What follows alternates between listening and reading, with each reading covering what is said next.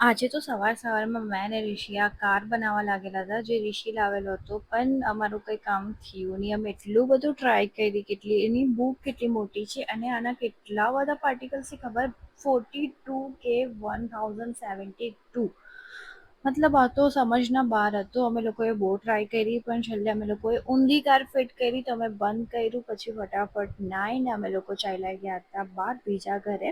ત્યાં જઈને અમે લોકોએ નાસ્તો કર્યો, ફાફડા, સમોસા, ઈદડા, સાબુદાણાની ખીચડી, સાબુદાણાના વડા, અને પછી અમે લોકો ટાઈમપાસ ગેમ રમવા બેસી ગયા. એટલામાં જ અમને સાંજ થઈ ગઈ, તો અમે લોકોએ એક કપ ચા પીધી. અને પછી મેં આજે ટ્રાય કરવાની હતી પર્પલ માસ્ક, જે મેં ફર્સ્ટ ટાઈમ ટ્રાય કરું છું. અને આ માસ્ક વચ્ચે ઇન્ટરનેટ પર બહુ વાયરલ ગયું હતું રીલ્સમાં. મારે પૂરી રીલ્સમાં આ જ આવતું હતું, પણ મેં કોઈ દિવસ મંગાવીને ટ્રાય નહીં કર્યું. તો અહીંયા હતું તો મેં વિચાર્યું આજે ટ્રાય કરી દઉં. અને આ લગાવીને કંઈ મેં એલિયન જેવી લાગતી હતી. પછી યુકી સાથે રમતી હતી, તો યુકીને એવું લાગતું હતું કે આ કંઈ ખાવાની વસ્તુ છે, તો એ મને લીક કરતી હતી.